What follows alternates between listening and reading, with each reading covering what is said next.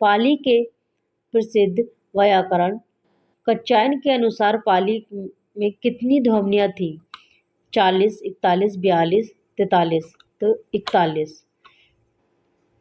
प्रसिद्ध पाली भारत की प्रथम देश भाषा थी। सर्वसम्मानित के आधार पर पाली भाषा का क्षेत्र मध्य प्रदेश था। अधिकांश बौद्ध साहित्य पाली भाषा में है। Question number 63। Question number 63। Sanskrit और सौंदर्य के अनुसार हजारी प्रसाद द्विवेदी अपने अंतिम दिनों में किस नाम से पुस्तक लिख रहे थे? किस नाम से लिख रहे थे? ललित मीमांसा। संस्कृत और सौंदर्य नामवर सिंह द्वारा रचित, जो आचार्य हजारी प्रसाद द्विवेदी पर आधारित है। इस रचना यह आकस्मिक नहीं है कि अंतिम दिनों में वे द्विवेदी जी सौंदर्य शास्त्र पर ललित मीमांसा नाम से एक पूरी पुस्तक लिख रहे थे। अपने प्रिय कवि कालिदास पर कालिदास की ललित योजना नामक पुस्तक पूरी करके वे स्वयं ललित शास्त्र पर ही व्यवस्थित और सोंगा। भारत सरकार के क्वेश्चन नंबर 64। भारत सरकार के राजभाषा विभाग का CDAC की सहायता से लीला हिंदी प्रबोध नामक सॉफ्टवेयर किसने तैयार किया? वलेंदु शर्मा, हेमंत शर्मा, विजय मल्होत्रा, हेमंत दरबारी। तो इसका राइट आंसर हेमंत दरबारी। भारत सरकार के राजभाषा विभाग का CDAC की सहायता से लीला हिंदी प्रमोद नामक सॉफ्टवेयर हेमंत दरबारी ने तैयार किया। लीला हिंदी प्रमोद नामक एक पुस्तक भी तैयार की गई, जिसमें कुल 26 अध्याय हैं। Question number 65। अंधेरे नगरी नाटक में तीसरा अंक का स्थान है जंगल। तो व्याख्या देखते हैं। भारतीय हरिश्चंद्र द्वारा रचित अंधेर नगरी नाटक का प्रकाशन 1881 में हुआ। प्रहसन श्रेणी में इस नाटक को किसी जमींदार को लक्षित करके लिखा गया है। यह नाटक व्यंग्य प्रधान है, जिसमें कुल 6 अंक हैं। कौन कौन से हैं? प्रथम दृश्य में वाह प्रांत, द्वितीय दृश्य में बाजार, तृतीय अंक जंगल, राजभाषा, अरण्य, शमशान। इस नाटक का प्रथम मंचन काशी के हिंदू नेशनल थिएटर में हुआ। 1882 में प्रताप नारायण मिश्र के प्रयास से इसका मंचन कानपुर में हुआ। प्रताप नारायण मिश्र के अनुसार मंचन कहाँ हुआ? कानपुर में। और प्रथम मंचन हुआ था काशी में। Question number 66। सूची फर्स्ट के साथ सूची सेकंड का मिलान कीजिए। इसमें अंधा युग के अंक दे रखे हैं और इसमें शीर्षक दे रखे हैं। दूसरा अंक अश्वत्थामा का अर्धसत्य, तीसरा अंक गांधारी का शाप, चौथा अंक पशु का उदय, पांचवा अंक विजय एक क्रमिक आत्महत्या। इसमें नीचे दिए गए विकल्पों में से सही उत्तर का चयन कीजिए। तो इसका राइट आंसर बी। व्याख्या देख लेते हैं इसकी। धर्मवीर भारती द्वारा रचित अंधा युग गीत नाट्य विधा की रचना है। यह नाटक 1954 में लिखा गया, जिसका प्रकाशन 1955 में हुआ। लिखा गया 54 में और प्रकाशन 55 में हुआ। इस नाटक में कुल 5 अंक हैं, 8 भाग है। इस नाटक के आधार पर सूची फर्स्ट को सूची सेकंड में मिलान इस प्रकार किया गया है। अंधा युग नाटक और शीर्षक। दूसरा अंक पशु का उदय, तीसरा अंक अश्वत्थामा का अर्धसत्य, चौथा अंक गांधारी का शाप, पांचवा अंक विजय एक क्रमिक आत्महत्या। इस नाटक के पात्र हैं गांधारी,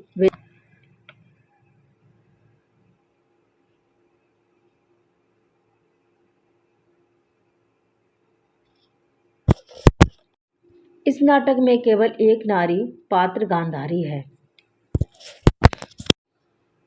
क्वेश्चन नंबर 67। लॉन्जाइनस उद्दांत के 5 स्रोत मानते हैं, इसका सही अनुक्रम है।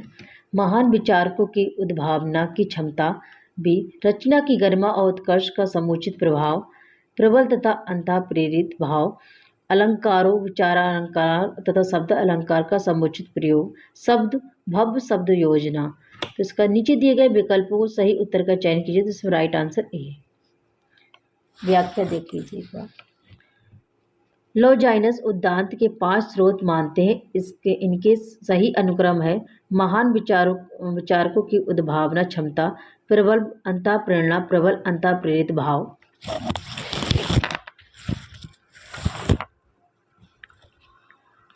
अलंकारों का समुचित प्रयोग, अलंकारों को विचारालंकार और शब्द अलंकार का समुचित प्रयोग, भव्य शब्द योजना, शैलीगत परिष्कार, श्रेष्ठ रचना विधान, रचना की गरिमा और उसका समुचित उत्कर्ष, रचना की गरिमा और उत्कर्ष समुचित।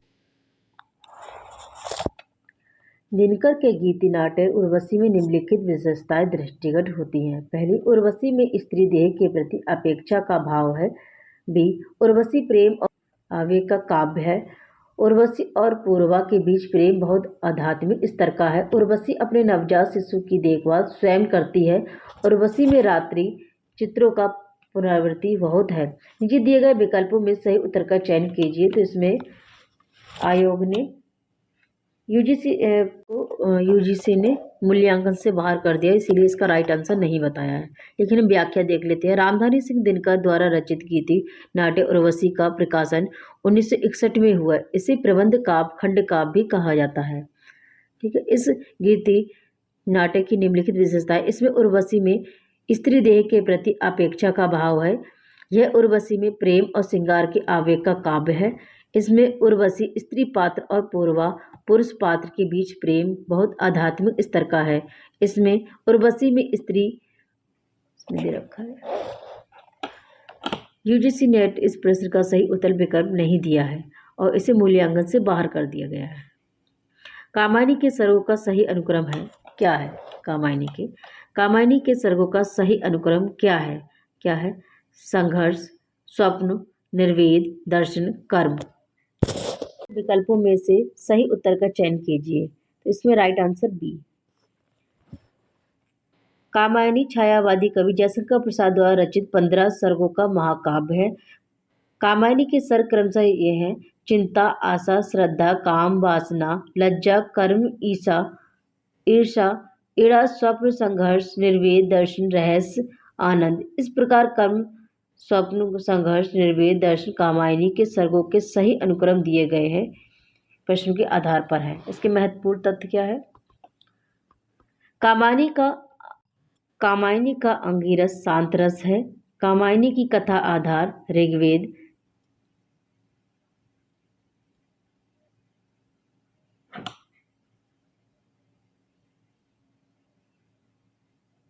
रासो मध्यकालीन ब्रजभाषा में ही लिखा गया है, पुरानी राजस्थानी में नहीं, जैसा कि रसाधारणतः इस विषय में माना जाता है। यह कथन किसका है? यह धीरेन्द्र वर्मा का।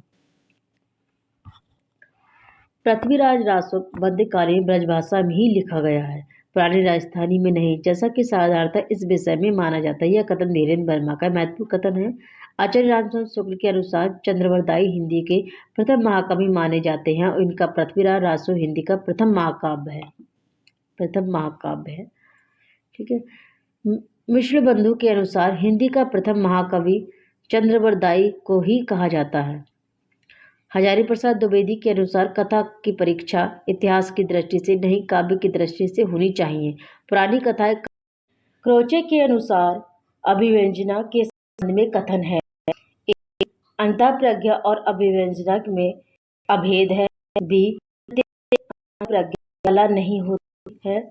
सी, कला सृष्टि केवल आंतरिक है। सृष्टि केवल आंतरिक है, कला रूप वस्तु में होती है। ई, कला अखंड। नीचे गए विकल्पों को सही उत्तर चयन कीजिए। तो आंसर ए, सी, ई। व्याख्या देखिए एक बार। क्रोचे के अनुसार अभिव्यंजना के संबंध सही कथन है। अंतःप्रज्ञा अभिव्यंजना कला सहजानुभूति है और सहजानुभूति ही अभिव्यंजना है। क्वेश्चन नंबर 32 होना साधन का कारण से दो उत्तर। महादेव नहीं कुछ भी मैं डूब गया था शून्य में, मुक्त बोध। तो इसमें राइट आंसर डी। व्याख्या देखिए। सूची एक के साथ सूची दो का सही मिलान। इस तरीके से कवि की पंक्तियां दे रखी है और कविता। 73 देखते हैं।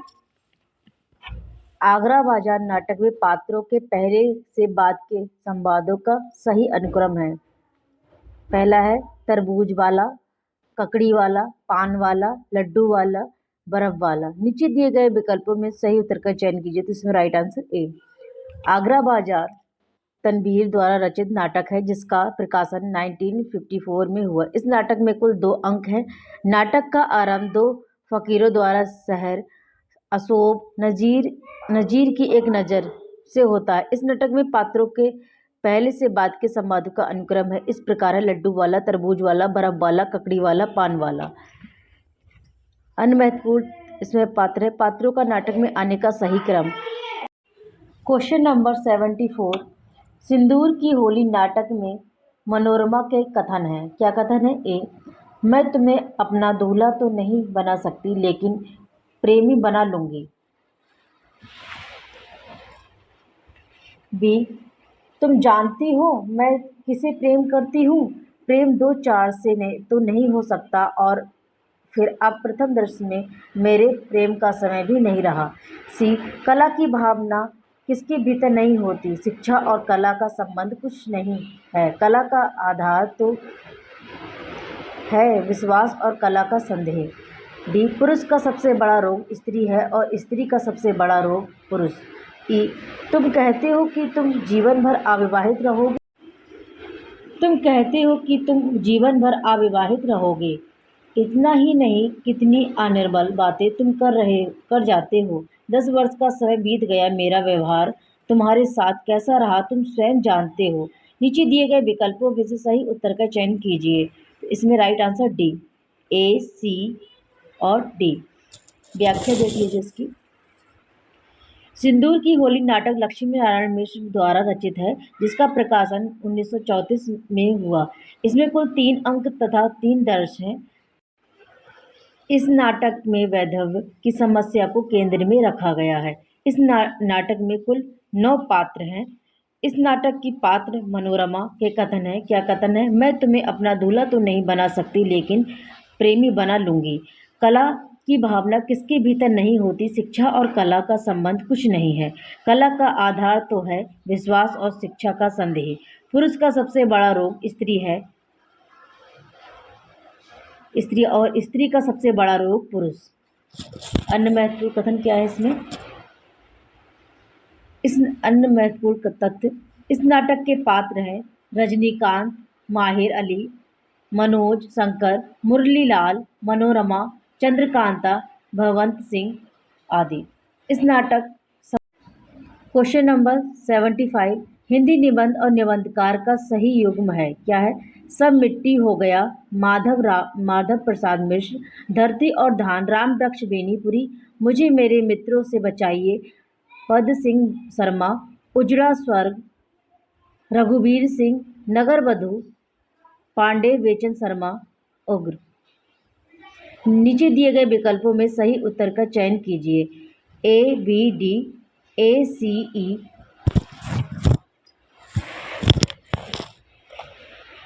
तो राइट आंसर इसका सी, ए, सी, डी। दिए गए हिंदी निबंधों और निबंधकारों के सही युग्म इस प्रकार है। एक तरफ निबंध और एक तरफ निबंधकार। सब मिट्टी हो गया, माधव प्रसाद मिश्र, धरती और धान, पांडे बेचन शर्मा, मुझे मेरे मित्रों से बचाइए, पद सिंह शर्मा। सही नाम है मुझे मेरे मित्रों से बचाइए। अच्छा, उजड़ा स्वर्ग, रघुवीर सिंह। इस प्रकार ऑप्शन सी सही है। क्वेश्चन नंबर 76 देखते हैं। निम्नलिखित में से किस कृति को जिंदगी का एक टुकड़ा मात्र कहा गया है? मुर्दैया, एक कहानी यह भी, मन्नू भंडारी द्वारा रचित एक कहानी यह भी आत्मकथा विधा की रचना है जिसका प्रकाशन 2007 में हुआ। इस आत्मकथा कृति की जिंदगी का एक टुकड़ा मात्र कहा गया है। इस आत्मकथा कृति के आरंभ में स्पष्टीकरण शीर्षक के अंतर्गत मन्नू भंडारी लिखती हैं, आज तक मैं दूसरों की ज़िंदगी पर आधारित कहानियाँ रचती आई थी, पर इस बार मैंने अपनी कहानी लिखने की ज़रूरत की है। अन्य कथन महत्वपूर्ण है इसमें। मन्नू भंडारी के बचपन का नाम महेंद्र कुमारी था। इस आत्मकथा कृति में मन्नू भंडारी की अध्यापिका शीला अग्रवाल का जिक्र है। क्वेश्चन नंबर 77 देखिए। बागबा आया गुलिस्ता में कि सयाद आया, जो कोई आया मेरी जान को जल्लाद आया। अंग्रेजी राज के संदर्भ में यह कथन भारतेंदु के किस निबंध का है? पहला, बादशाह दर्पण। भारतवर्ष, अर्थ अंग्रेज स्रोत लिखते हैं। पांचवा पैगाम, बागबा आया गुलिस्ता में सयाद आया। बागबा आया गुलिस्ता में कि सयाद आया, जो कोई आया मेरी जान को जल्लाद आया। अंग्रेजी राज के संदर्भ में यह कथन भारतेंदु के निबंध बादशाह दर्पण का है। इस भाइयों, अकबर का नाम सुनकर आप लोग चौंकिए मत। Question number 78। Question number 78। Europe का यह अभिव्यंजनावाद हमारे यहाँ के पुराने वक्रकीर्ति काव्य जीवितम का ही नया रूप, यह विलायती उत्थान है। यह किस आलोचक का है? कथन है, नंदुलारे वाजपेयी, शिवदान सिंह चौहान, रामचंद्र शुक्ल, रामविलास शर्मा। तो राइट आंसर सी, रामचंद्र शुक्ल का।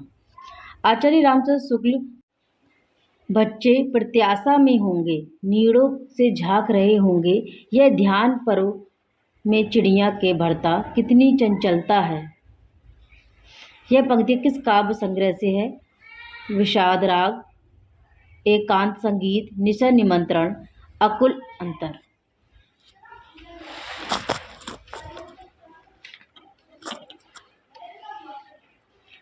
बच्चे प्रत्याशा में होंगे, नीड़ों से झांक रहे होंगे, यह ध्यान परों में चिड़िया के भरता कितनी चंचलता है। यह काव्य पंक्ति दिन जल्दी जल्दी ढलता है कविता है। यह कविता निशा निमंत्रण काव्य संग्रह में संग्रहित है। निशा निमंत्रण में संग्रहित कविताएं 1937, 1938 में लिखित है। तो इसका राइट आंसर सी, निशा निमंत्रण। Right answer C. Question number 80। Bharat Muni ने काव्य गुणों की संख्या कितनी मानी है? सी, 10। भरत मुनि के काव्य गुणों की संख्या 10 मानी है। दंडी भी काव्य गुणों की संख्या 10 मानते हैं। भरत मुनि काव्य दोषों की संख्या भी 10 मानते हैं। ये दे रखा है काव्य गुण व दोष। वामन काव्य गुणों की संख्या 20। भोजराज काव्य गुणों की संख्या 24। आनंदवर्धन काव्य गुणों की संख्या 3 मानते हैं। वामन 20। Question number 81। मेरे राम का मुकुट भीग रहा है, मैं आई पंक्तियों। Question number 81।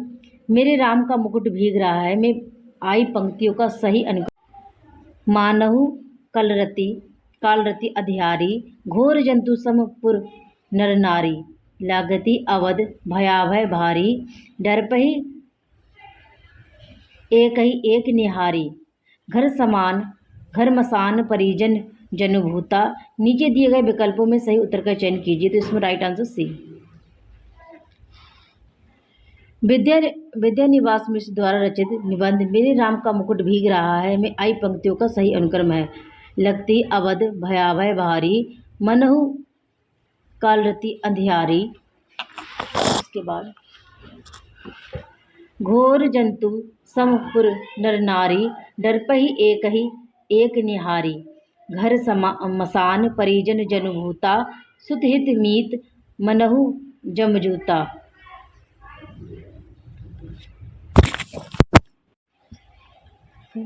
सुतहित मीत मनहु क्वेश्चन नंबर 82 82। दुलाई वाली कहानी में सीता नामक बालिका की आयु है, क्या आयु है? सी 10 वर्ष। बंग महिला राजेंद्र बाला घोष द्वारा रचित दुलाई वाली कहानी में सीता नामक बालिका की आयु 10 वर्ष है। इसमें अन्य महत्वपूर्ण तथ्य दे रखे हैं। इस कहानी में काशी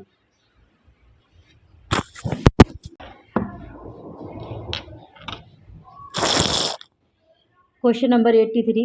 राजा राम मोहन राय के संबंध में उचित कथन है, क्या है? ए, राजा राम मोहन राय भारत में राष्ट्रीय पत्रकारिता के संस्थापक माने जाते हैं। बहुदेववाद में उनकी गहरी आस्था थी। राजा राम मोहन राय पश्चिमी ढंग की शिक्षा के विरोधी थे। उन्होंने संवाद कौमुदी और अल अकबर अखबार की स्थापना की। राजा राम मोहन राय ने सेंसरशिप कानूनों के विरुद्ध सशक्त आंदोलन चलाया। तो इसका राइट आंसर सी। इसका राइट आंसर डी। क्या है? ए सही है। राजा राम मोहन राय भारत में राष्ट्रीय पत्रकारिता के संस्थापक माने जाते हैं। और फिर डी, उन्होंने संवाद कौमुदी और अल अकबर अखबार की स्थापना की थी। और ई, राजा राम मोहन राय ने सेंसरशिप कानूनों के विरुद्ध सशक्त आंदोलन चलाया था।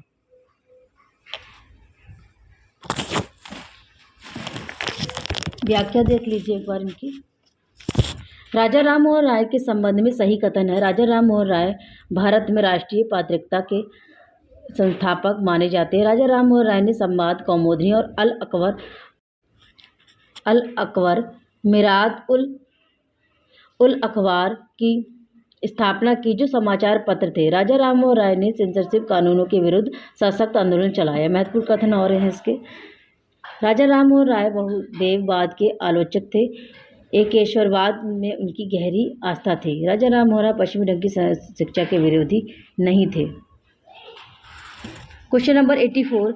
जहाँ उपमेय स्वयं ही अपना उपमान हो, वहाँ कौन सा अलंकार होता है? तो वहाँ होता है अनन्वय। जहाँ उपमेय स्वयं ही अपना उपमान है, वह रूपक अलंकार होता है। वस्तुतः जहाँ एक ही वस्तु को मूर्धन्य किस गांव की बहुदेशीय कर्मस्थली थी? Kanela, Tadiya, Dharampur, Daulatabad. Right answer C, Dharampur. मूर्धन्य डॉक्टर तुलसीदास द्वारा रचित आत्मकथा विधा की रचना है, जिसका प्रकाशन 2010 में हुआ। और भी इसके महत्वपूर्ण तथ्य देख लीजिए एक बार, जूम करके आप देख लीजिए, क्योंकि वीडियो काफ़ी लंबी हो जाएगी वरना। Question number 86 86। नाखून क्यों बढ़ते हैं के अनुसार सत्य कथन है। तो इसमें सत्य कथन देखेंगे, क्या है? ए, देवताओं के राजा का वज्र जो दधीचि मुनि की हड्डियों से बना था। बी, नखधर मनुष्य अब एटम बम पर भरोसा करके आगे की ओर चल पड़ा है। सी, मेरे निर्बोध बालक के मानो मनुष्य जाति से ही प्रश्न किया है, जानते हो नाखून क्यों बढ़ते हैं? डी, एक बूढ़ा कहता था बाहर नहीं भीतर की ओर देखो, हिंसा को मन से दूर करो। ई, महावीर ने ठीक ही कहा था कि मनुष्य की मनुष्यता यही है कि वह सबके दुख सुख को सहानुभूति के। अरस्तु के त्रासदी के सिद्धांत के अंगों का सही अनुक्रम है कथानक, विचार, चरित्र, गीत, पद योजना। तो देखेंगे इसका राइट आंसर डी।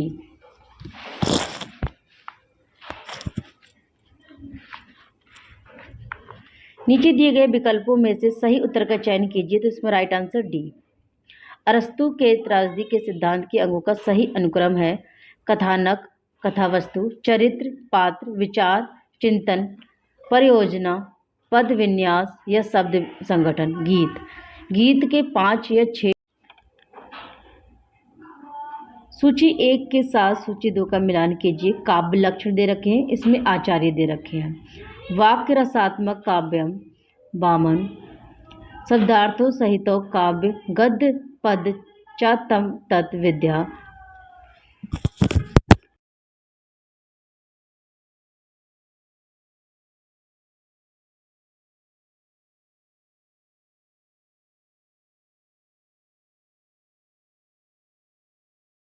राक्षस, भूरी भूरी खाक धूली, भूल गलती, टूटने का सुख, भाग्यदूत। नीचे दिए गए विकल्पों में से सही उत्तर का चयन कीजिए। तो इसमें राइट आंसर सी क्या है? दी गई कविताओं में से मुक्तबोध की कविताएं ब्रह्म राक्षस, भूरी भूरी खाक धूली, भूल गलती, टूटने का सुख भगवती प्रसाद मिश्र की तथा भाग्यदूत अज्ञे की काव्य रचना है।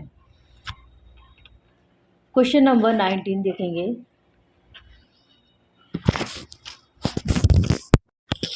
निम्नलिखित अवतरण को ध्यानपूर्वक पढ़िए और संबंधित प्रश्नों के उत्तर दीजिए। तो इसमें ये अवतरण दे रखा है और इसमें लास्ट में क्वेश्चन दे रखे होते हैं। तो एक बार आप लोग जूम करके इस वीडियो को पॉज करके पढ़ लीजिए। ठीक है, मैं इसके आंसर बता देती हूँ। पहले का डी और सेकंड का भी डी है, थर्ड का भी सी है, क्योंकि वीडियो काफ़ी लंबी हो चुकी है। ठीक है, और 94 का भी डी है। देखिए, आप वीडियो को स्टॉप।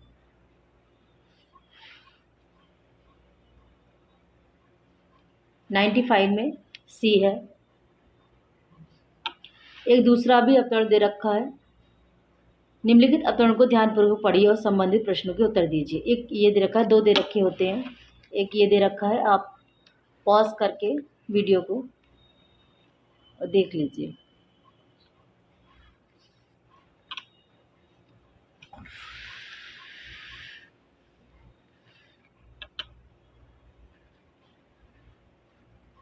नाइन्टी सिक्स इसका आंसर है। 96 का डी, 97 का डी, 97 का भी डी है, 98 का डी, 99 का ए और 100 का बी। कैसी लगा वीडियो आपको मेरी? पार्ट मुझे बनाने पड़े क्योंकि वीडियो काफ़ी लंबी हो चुकी थी। अगर आपको मेरी वीडियो पसंद आए तो please like, share and subscribe करिए। Thank you.